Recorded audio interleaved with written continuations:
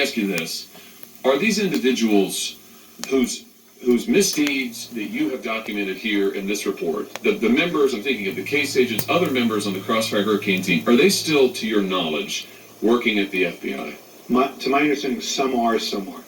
And why are those who are, why are they still there? What's your understanding? I think you'd have to ask Director Wray. And indeed, I think we should. What about the case agent who directly misled the DOJ, an intelligence attorney, Office of Intelligence Attorney, about Carter Page's relationship with other intelligence agencies in our government, who directly misled the OI about that? Is that person, to your knowledge, still at the FBI? To my knowledge, that person is still there. And is still actively working, maybe is still acting as a case agent? I think you have to ask. What about procedures at the FBI? To your knowledge, what procedures have been changed at the FBI to date to prevent something like this from happening? I think all that I'm aware of is what's in Director Wray's letter that's attached here. But certainly there are far more reforms and changes that are needed to address all of our recommendations. That's a good beginning, but there's a lot more to be done.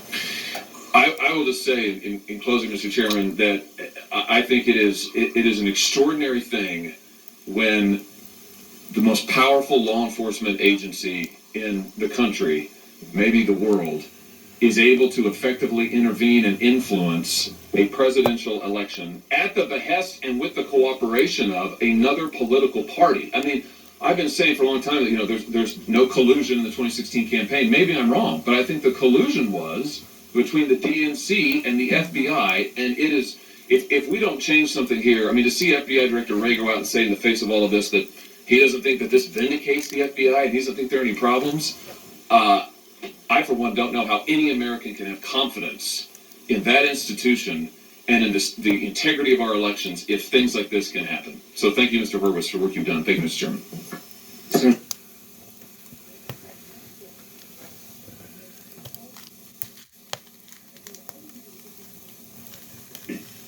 You gotta have sex with a 15-year-old girl. You and your wife gotta do it. And a lot of times it's the wives are like, let's get in there, I want this $10 million. People in key positions, banking, academia, science, and the husband will do it too, and they'll do it. And a month later, it's like, all right, now you're gonna have sex with an 8-year-old. And then if you get in a bigger position of power, they go, this kid's been giving us trouble. We want you to go into this basement and beat this 5-year-old to death with a baseball bat. They're never gonna stop.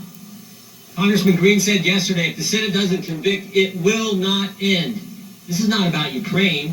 Facts are on the president's side. Zelensky said he wasn't pressured. Ukrainians didn't even know aid was held at the time of the call. And most importantly, they did nothing to get the aid released.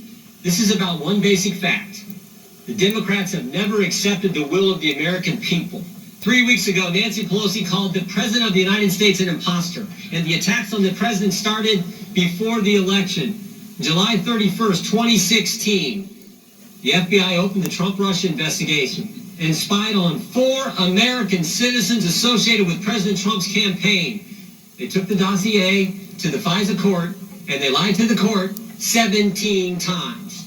Didn't tell the court the guy who wrote the dossier was desperate to stop Trump. Didn't tell the court the guy who wrote the dossier was working for the Clinton campaign. Didn't tell the court the guy who wrote the dossier had been fired by the FBI for leaking information to the press.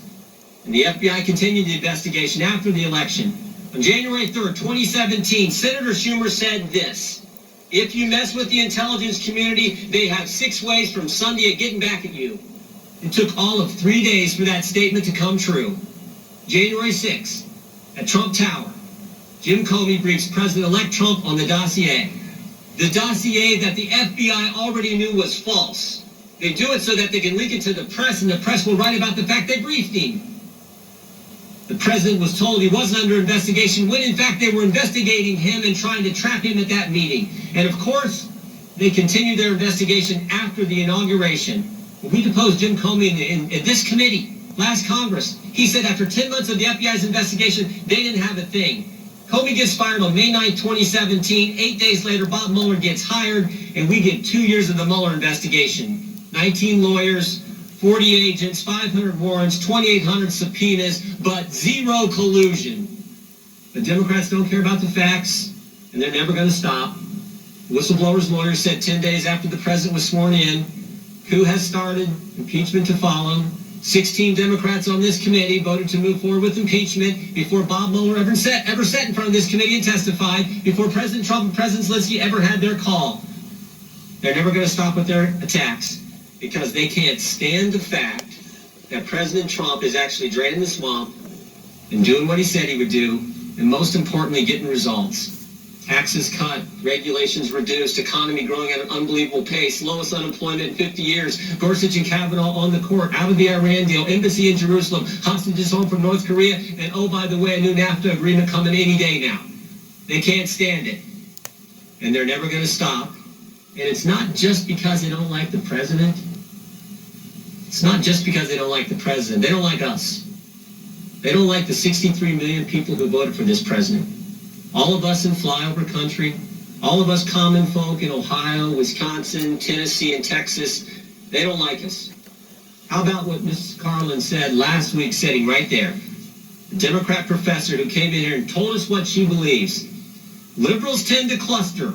Conservatives spread out because they don't even want to be around themselves. How about our colleague, Maxine Waters, June of 2018, when she said this? And if you see anybody from that cabinet, in a restaurant, in a department store, at a gasoline station, you get out and you create a crowd and you push back on them and you tell them they are not welcome anymore, anywhere. That is scary. How about Peter Strzok, the guy who ran the Clinton investigation, the guy who ran the Trump-Russia investigation, the deputy head of counterintelligence who was fired when he said this, went to a Southern Virginia Walmart, I can smell the Trump support. They don't like us. That's what this is about. They don't like the president. They don't like the president's supporters. And they dislike us so much they're willing to weaponize the government. A few years ago it was the IRS. More recently it was the FBI. And now it's the impeachment power of Congress, going after 63 million people and the guy we put in the White House. Think about what Chairman Schiff did last week. He released the phone records of the president's personal lawyer. He released the phone records of a member of the press, and he released the phone records of a Republican member of Congress. This is scary stuff. This is scary stuff what they're doing, and frankly, it is dangerous for our country. It is not healthy for our country. And we should all remember what Emmett Flood told us, the president's lawyer, what he told us this past spring when the Mueller report first came out. It would be well to remember that what can be done to a president can be done to any of us. This is scary stuff and serious stuff, and I hope you guys will reconsider and stop it while you can.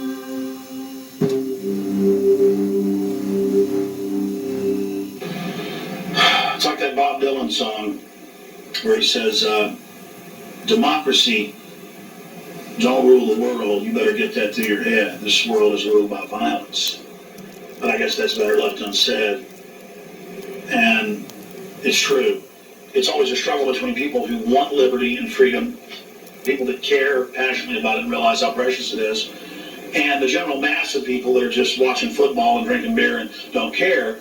And then the other group, which is criminal elements of the establishment, not the whole establishment, but criminal elements of their history, who are trying to destroy liberty and freedom so that they can basically oppress and exploit the population. So the multinational corporations rule the world. They're bigger than most governments. Together, they're more powerful than any government. And they have bought off and now control most of the governments of the world, both democratic and non-democratic. And the world is steadily moving away from liberty and freedom and towards tyranny.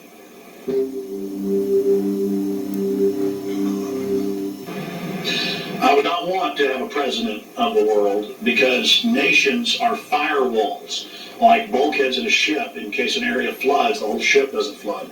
And the nations are literally hold tyranny back. If Hitler could have gotten elected to be president of the world, and he got elected in Germany, and he was very popular in Europe, there wouldn't have been a way to oppose him because he could use democracy to get it in control and then destroy it from the inside, which is what he did in Germany with the Weimar Republic. And so I am firmly against having a global government because national sovereignty forms firewalls against tyranny and holds it back throughout history.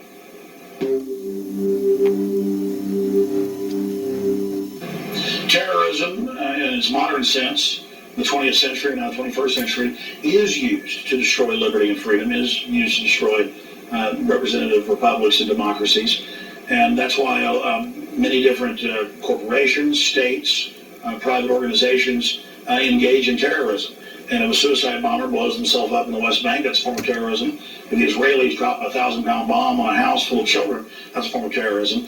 A lot of the media will try to claim that it's just terrorism if some desperate person goes in and attacks a civilian population to have an effect. Well, that is terrorism, but it's also terrorism when we go into Iraq for 4+ years and decimate it and destroy their water treatment facilities and cause incredible sectarian violence and warfare.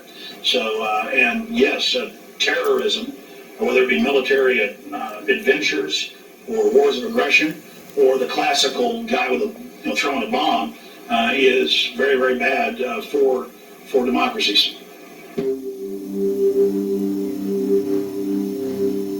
If the statistics show that men and women tend to vote at about the same rates, I don't know. I would say that women are more democratic. I would say obviously women are more anti-war historically, and women are generally less authoritarian.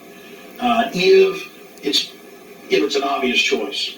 Women, though, were some of Hitler's biggest supporters. So I don't want to imply that men are bad politically and women are good, but generally, women are more anti-war and at the same time are more, quote, welfare state, safety net, motherly. And then men tend to be more authoritative and like authoritarians historically. But then it's also men tend to fight authoritarians more once they actually get in place. So I think it all balances out.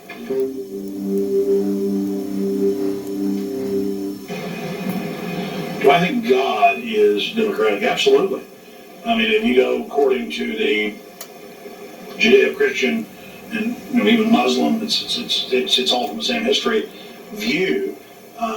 People have their own free will, and we're not robots. God knows we've got knowledge of good and evil, and we can basically go out and do what we want in our lives and make our own decisions. And so I think God is democratic in that God says you got free will, do what you want.